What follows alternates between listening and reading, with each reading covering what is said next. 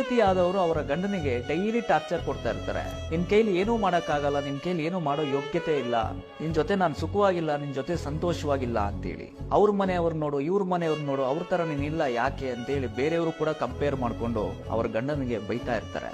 ಒಬ್ರಿಗೊಬ್ರು ಹೊಂದ್ಕೊಂಡು ಕಷ್ಟ ಕಾಲದಲ್ಲಿ ಸಪೋರ್ಟ್ ಮಾಡ್ಕೊಂಡು ಮೋಟಿವೇಶನ್ ಮಾಡ್ಕೊಂಡು ಇರೋ ಒಂದು ಜೀವನವನ್ನ ಸಂತೋಷವಾಗಿ ಲೀಡ್ ಮಾಡೋದು ಬಿಟ್ಟು ನನಗೆ ಅದು ಕೊಡಿಸಿಲ್ಲ, ಇದು ಕೊಡಿಸಿಲ್ಲ, ನನಗೆ ಬಂಗಾರ ಬಿಡಿಸಿಲ್ಲ ಅಂತೇಳಿ ಆ ವ್ಯಕ್ತಿಗೆ ಟಾರ್ಚರ್ ಕೊಡ್ತಾ ಇದ್ರೆ ಆ ವ್ಯಕ್ತಿಗೆ ಎಷ್ಟು ನೋವಾಗಿರುತ್ತೆ ಗೊತ್ತಾ? ಆ ವ್ಯಕ್ತಿ ಎಷ್ಟು ಕಷ್ಟ ಪಡ್ಬೇಕು ಅಷ್ಟೆಲ್ಲ ಕಷ್ಟ ಪಡ್ತಾ ಇರ್ತಾರೆ. ಏನೆಲ್ಲ ಮಾಡ್ಲಿಕ್ಕಾಗತ್ತೋ ಅವೆಲ್ಲ ಮಾಡ್ತಾ ಇರ್ತಾರೆ. ಒಬ್ಬ ಫ್ಯಾಮಿಲಿ ಪರ್ಸನ್ ಅಂದ್ರೆ ಮಂತ್ ಎಂಡ್ ಬಂದ್ರೆ ಸಾಕು, ಆ ವ್ಯಕ್ತಿಗೆ ಮಕ್ಕಳ ಫೀಸ್ ಕಟ್ಟಬೇಕು, ಬಿಲ್ಸ್ ಪೇ ಮಾಡಬೇಕು, ಮನೆ ರೆಂಟ್ ಕಟ್ಟಬೇಕು, EMIs ಕಟ್ಟಬೇಕು, ಹಲವಾರು ಈ ಸ್ಟ್ರಗಲ್ಸ್ ಮಧ್ಯದಲ್ಲಿ ಯಾರಿಗೆ ಅವ್ರ ಪ್ರಾಬ್ಲಮ್ಸ್ ನ ಹೇಳ್ಕೋಬೇಕು ಗೊತ್ತಿರಲ್ಲ.